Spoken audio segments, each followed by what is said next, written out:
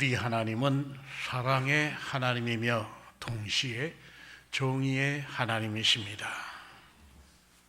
지난주일 우리는 하나님의 사랑에 대해서 생각했습니다. 주님은 지극하신 사랑 때문에 우리 가운데로 오시지 않을 수 없으셨습니다.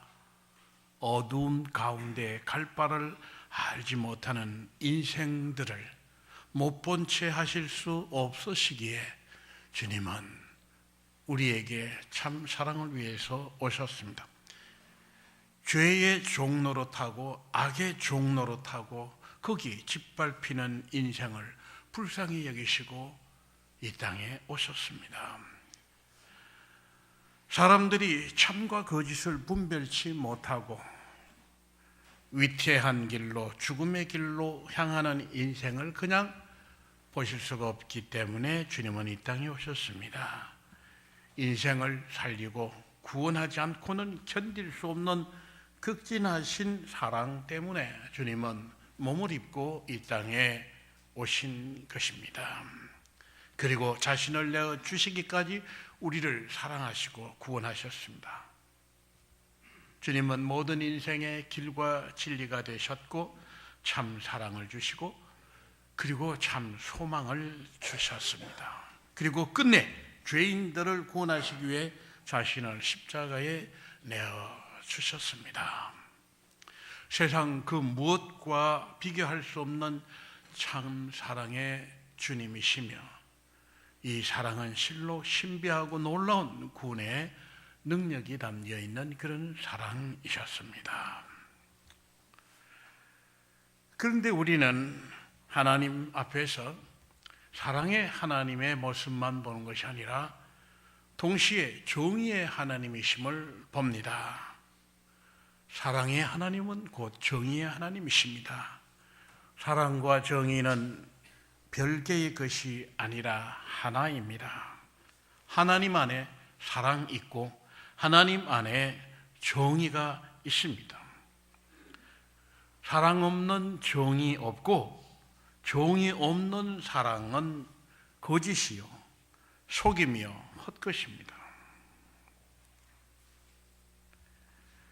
하나님은 사랑이시니 내가 아무리 나쁜 짓을 해도 그냥 사랑해 주시겠지, 그런 하나님이 아니십니다. 우리가 자녀를 사랑하면 잘못해도 오냐만 하면 아이를 어떻게 합니까? 아이를 몹쓸 아이를 만들죠. 아이가 나가서 싸우고 있습니다. 그런데 내 아이가 잘했는지 잘못했는지 알아보지도 않고 무조건 내 아들 편만 들고 남의 아들이 잘못했으리라고 생각하고 남의 아이만 나무라면 이 내 아이를 제대로 가르치는 것이 되겠습니까? 아이를 사랑하면 아이를 바르게 양육할 수 있어야 되죠. 하나님은 사랑의 하나님이시며 정의의 하나님이십니다. 진리의 하나님이십니다. 공의로 판단하시는 하나님이십니다.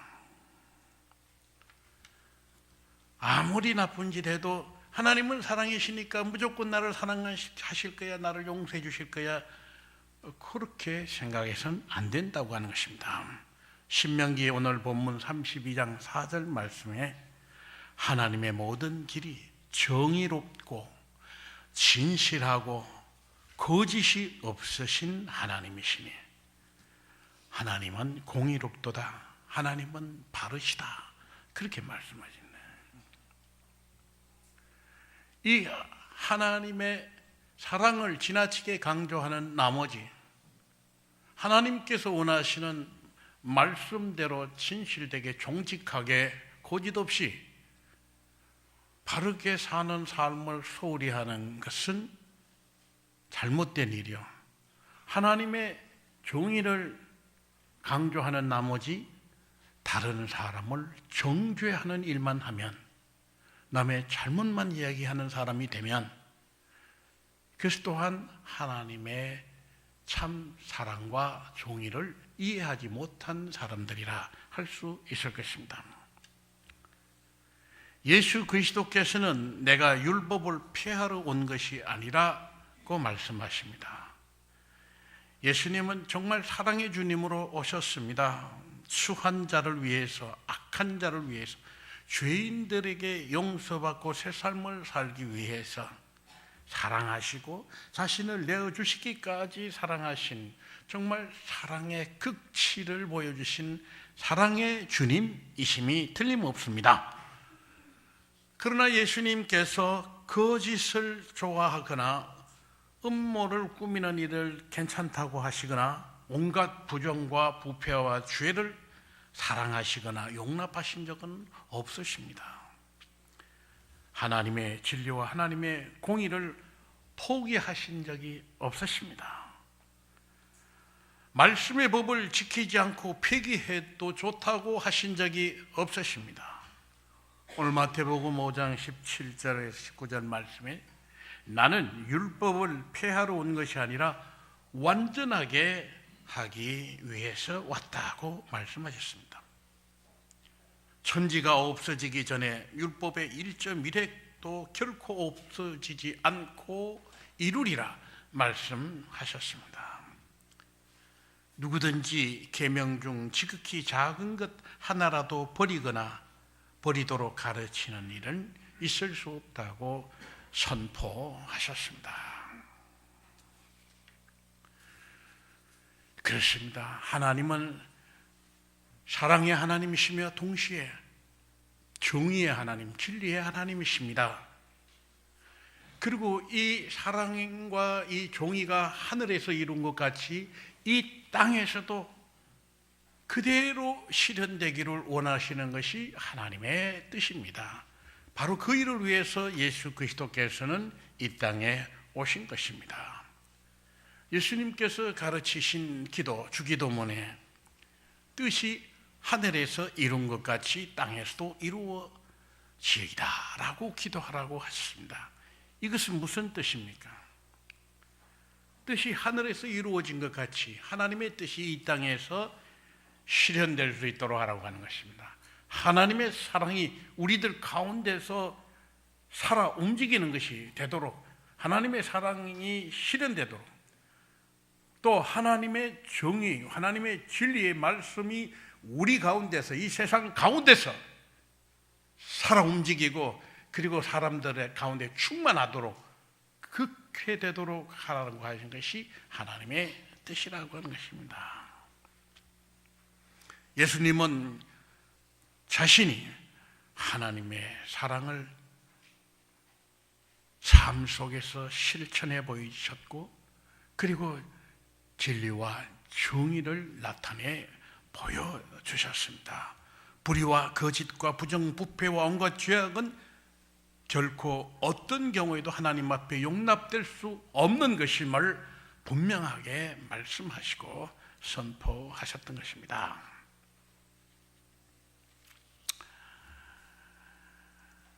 우리가 이 하나님의 사랑과 정의를 생각할 때 작게는 우리 가정에서부터 이런 것이 실현이 되어야 합니다.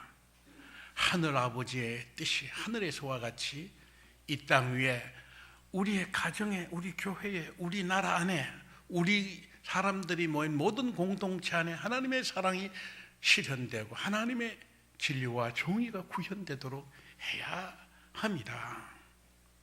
하나님께서 정글에 있는 그런 동물들에게 이 사랑과 정의를 요구하신 적이 없습니다. 우리가 사람이기에, 우리가 하나님의 형상대로 지음받은 영적인 존재이기에 우리 생명이 한 사람 한 사람 모두 소중하고 이 생명이 하나님의 나라까지로 인도받아야 할 소중한 이들이기에 우리에게서는 하늘 아버지의 그 거룩하신 뜻이 우리 가운데서 실현되기를, 우리가 그 말씀대로 살기를 주님께서 요구하시는 것입니다. 여러분, 그런데 그 사랑과 정의가 우리 가운데서 나타나지 않으면 어떤 일들이 벌어지겠습니까? 자, 우리 가정을 한번 생각해 보십시다. 남편과 아내와 자녀들이 모두 서로 사랑하고 아끼고 서로 염려해주고 돌봅니다. 또 어려운 일을 당하면, 그리고 실수한 일이 있으면, 그리고 또 뭘 하려고 열심히 했는데 낙방이 되고, 그리고 성적이 나쁘고 그러면 더 격려하고 위로하고 서로 사랑합니다. 참 좋죠. 그런데 거기 제일 힘센 사람이 밖에 나가서 돈을 많이 벌어 오니까 내가 이 집의 주인이라 이런 생각을 가지고 절반은 자기 혼자 다 먹고 집에 와서 그러는데, 맨날 실컷 먹고 마시고 들어와서 기분 나쁘면 가족들을 두들겨 패고, 그리고 가족들이 밤낮 눈치만 보면 살게 한다고 하면 그것이 하나님께서 원하는 가정이겠습니까? 그래도 말합니다. 네, 그래도 내 가족은 내가 책임져. 내가 가족은 사랑하니까. 자기는 사랑한다고 하는데 밤낮 가족들이 자기 눈치만 보며 살게 하고, 그리고 얻어맞을까 봐 걱정하면서 살게 하면 그것이 과연 되겠느냐면, 사랑과 정의가 함께 있어야 되는 것입니다. 하나님께서 원하시는 것은 바로 이 모두가 조화롭게 우리 가정에서 구현되어야 하는 것이죠. 한 나라가 축복된 나라가 되기 위해서는 경제적인 것도 풍요해야 되고 안보도 튼튼해야 하겠습니다만, 그러나 더 중요한 것이 존재되어야 한다고 하는 것을 말씀드리려고 합니다. 한 나라가 축복된 나라가 되기 위해서는 하나님께서 기뻐하시는 나라가 되고 하나님께서 돌보시는 그런 나라가 되려고 하면 모든 백성이 하나가 되고 모든 백성이 평화롭고 그렇게 해야 되겠는데, 중요한 것은 뭐냐면 이 나라의 모든 백성들이 서로 사랑하고 아끼고 존중하는 것이 중요합니다. 나라의 지도자들도 그리고 백성들도, 백성들은 지도자들을 존중하고 지도자들은 백성을 사랑하고 존중하고 섬기며 자기를 희생하는 것까지 감당할 수 있는 이런 사람들이 되어야 하는 것이죠. 그리고 모든 나라의 일들이 정의롭고 질서가 있어야 합니다. 그저 돈만 많으면 나라가 튼튼하게 서고, 군인이 많고 무기가 아주 강력한 무기가 있으면 나라가 튼튼하게 서는 것이 아닙니다. 모든 사람이 정말 우리나라를 자랑스럽게 생각하고 지금 하는 모든 나라 일들을 정말 잘한다고 여기고, 그리고 모든 재판 과정이 정말 투명하고 정의가 실현되고 있다고 그렇게 믿고, 억울한 사람이 없다고 하는 것을 백성들이 피부로 느껴야 합니다. 그리고 내가 게으르지만 않으면, 내가 잘못된 삶을 살지만 않으면 언제든지 나는 직업을 얻을 수가 있고 집을 구할 수가 있고 결혼도 할 수 있고 살만 나는 삶을 살 수 있다고 하는 이런 여건이 주어져야 사람들이, 그 나라가 튼튼해지는 것입니다. 모든 백성들이 복되게 되는 것입니다. 여기에 가장 중요한 한 줄기가 있습니다. 그것이 바로 하나님의 말씀이 구현되는 나라가 튼튼하고 복된 나라가 되는 것입니다. 그게 하나님의 사랑이 그 백성들 사이에 실현되고 하나님의 정의와 진리가 실현이 되는 그런 나라가 되어야 하는 것이죠.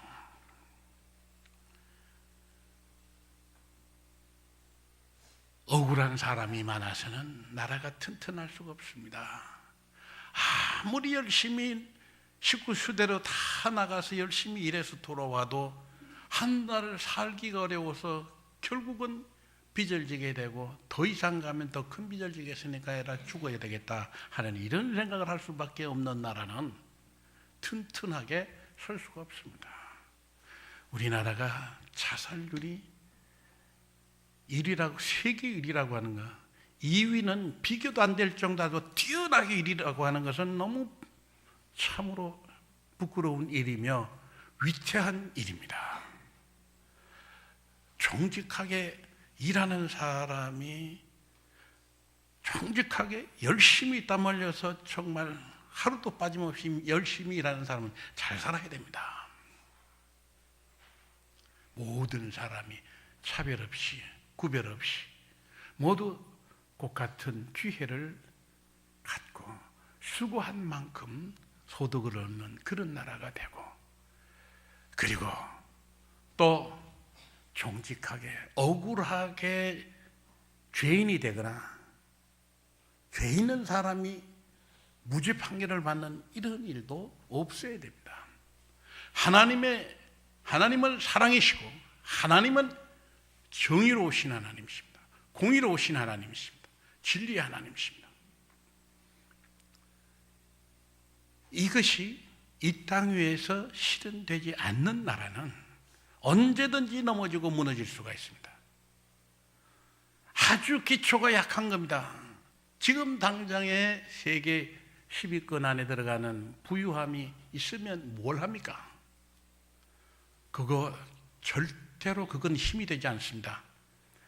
사랑과 정의가 든든한 반석이 되는 것입니다. 나라의 기초가 되는 것입니다. 안보가 되는 것입니다.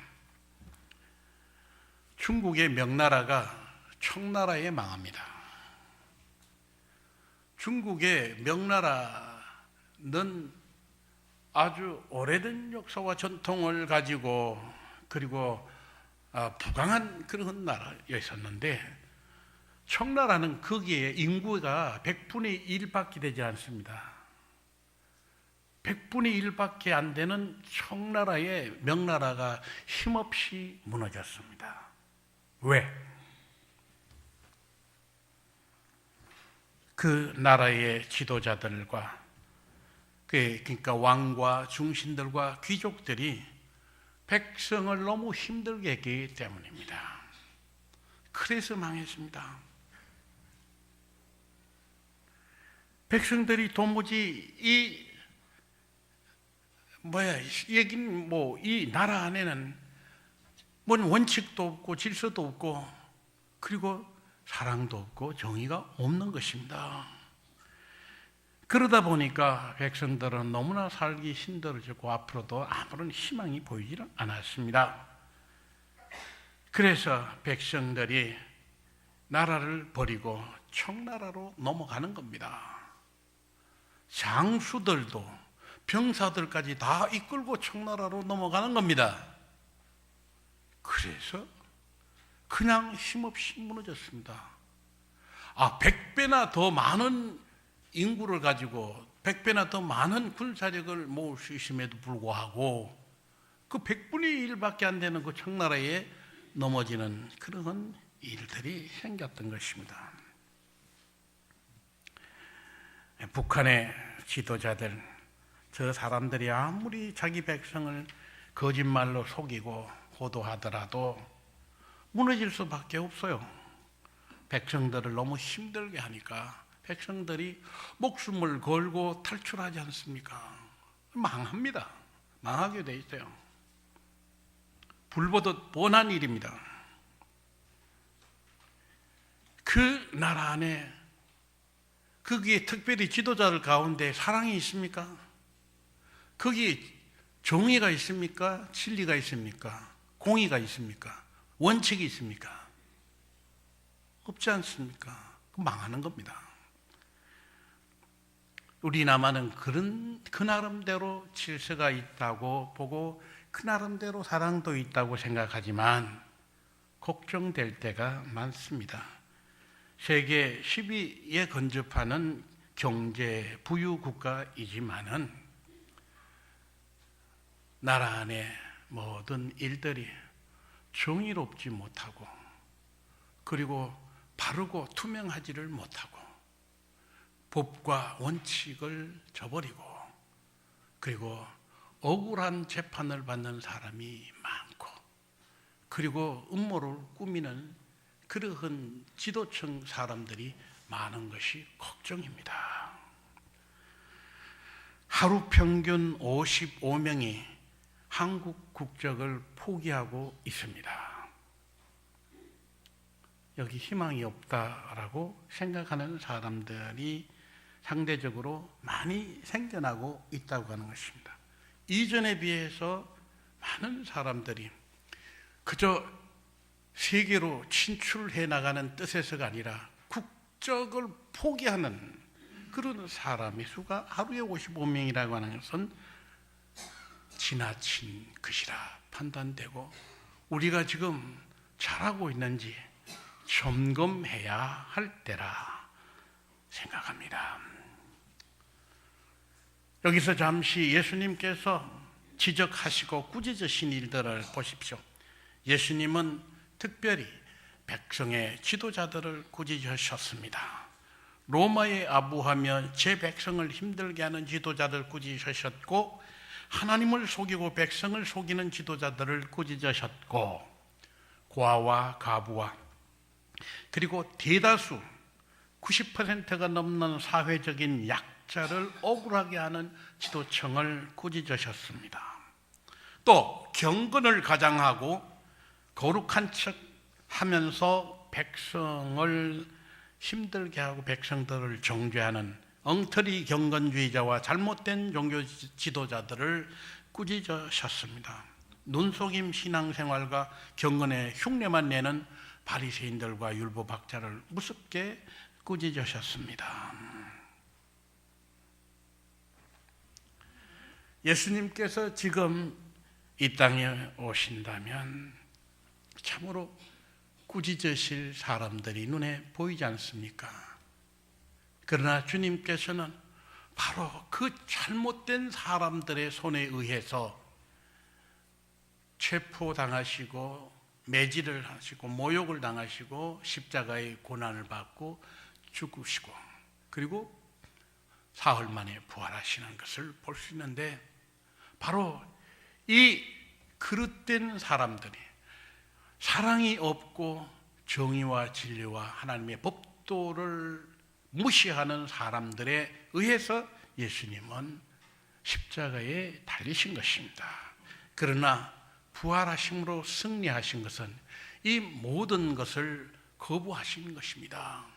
이 모든 일이 잘못됐다고 하는 것을 증거해 보이시고 그리고 끝내는 불의와 부정과 거짓과 음모 그리고 이 힘과 세력으로 사람을 학대하고 죽이는 이러한 자들은 반드시 망하리라고 하는 것을 보여주신 것이라 하겠습니다. 사랑하는 여러분, 우리 사람이 사는 곳이면 어디든지 우리 가정에서나 교회에서나 그리고 우리 직장에서나 그리고 나라 안에서 어디서든지 사람이 사는 곳엔 사랑의 하나님, 정의의 하나님의 그 사랑과 정의가 구체적으로 구현되어야 하고 나타나야만 합니다. 우리 한 사람 한 사람 마음속에 주님의 사랑을 담고 동시에 하나님의 정의를 담으시기 바랍니다. 우리 한 사람 한 사람 삶 속에서 주님의 사랑과 정의가 살아 움직이고 실현될 수 있도록 그렇게 사시기를 바랍니다. 우리가 몸담고 있는 교회와 직장과 소속한 공동체가 주님의 사랑과 정의로 채워질 수 있도록 여러분이 힘쓰시기 바랍니다. 그리고 이 나라 남북한 곳곳에 사람 사는 곳곳에 바로 이 하나님의 사랑이 나타나고 하나님의 정의가 실현되는 그러한 나라가 될 수 있도록 여러분 간절히 기도하시고 그렇게 사시기를 주님의 이름으로 축원합니다. 사랑에 임하신 하나님 은혜를 감사합니다. 하나님의 그 크신 사랑이 우리 가운데 충만하게 하여 주시옵소서. 하나님의 말씀, 하나님의 진리의 말씀, 종이의 말씀이 우리 가운데 충만하게 하여 주시옵소서. 그래서 저희들의 삶이 바로 하나님의 사랑과 종의를 나타내는 삶, 실현하는 삶 살 수 있는 저희들 모두가 되게 하여 주시옵소서. 예수님의 이름으로 기도드립니다. 아멘.